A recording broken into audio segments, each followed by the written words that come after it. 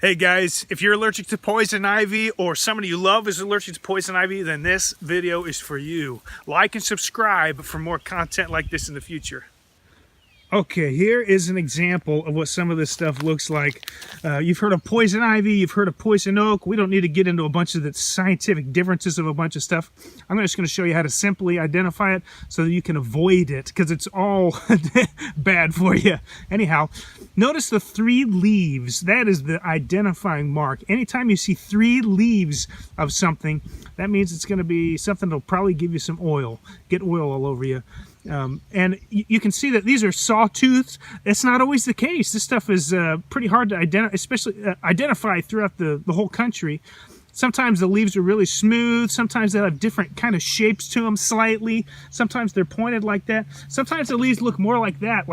That's actually a little baby oak tree, but the leaves will look like that, but you'll see them in clusters of 3. You just got to avoid those clusters of 3, guys. That's the big secret. And if you think you might have come in contact with it, you got to scrub up really good. Maybe I'll make another video to show you how to really help get rid of it, or if you have it, how to keep it from spreading, that I've learned from just some random strangers over the years. So this is the stuff you got to look for. There's other stuff that looks kind of like this. I'll show you some of that. It's called Virginia creeper, or creeping Charlie, some people call it. The leaves will look just like that, but you'll see 5 of them typically instead of 3. You got to avoid those 3 leaves like the plague. And they can be different colors too. That's the other thing. Maybe it's red, maybe it's orange, green, maybe they're small, maybe they're big. These ones are about 2 to 5 inches long, these ones that I'm showing you right here. Sometimes they can be smaller. And the stem, the leaf, the little wispy parts that come off the stem, all of it can have that oil on it. So you got to avoid that. Here is an example of some Virginia creeper, or some people call it creeping Charlie. I've heard it called. You can see how the leaves look just like the poison ivy, but you can see it's spread out in leaves of 5. And this will be red like poison ivy can be when it's little babies also, or it can be green like this. Here's an example of it. Some of the red young ones. You can see there's 5 leaves. That stuff is not poisonous at all to you, but it looks very similar. I wouldn't blame you if you just try to avoid all this altogether, but I did want to make you aware that there's some lookalikes out there, but that the distinguishing thing that you got to watch for is the 3 leaves.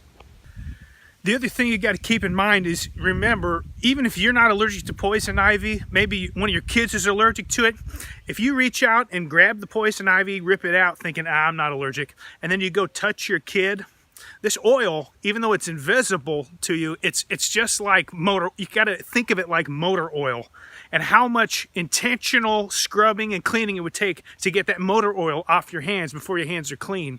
You've got to do that before you touch somebody that is allergic to poison ivy. Otherwise, you're going to get it all over them.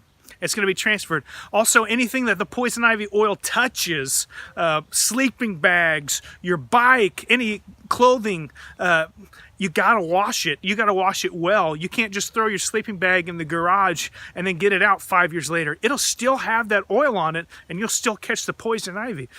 You got to be intentional about cleaning it. Otherwise, it is not going away. Thank you so much for watching.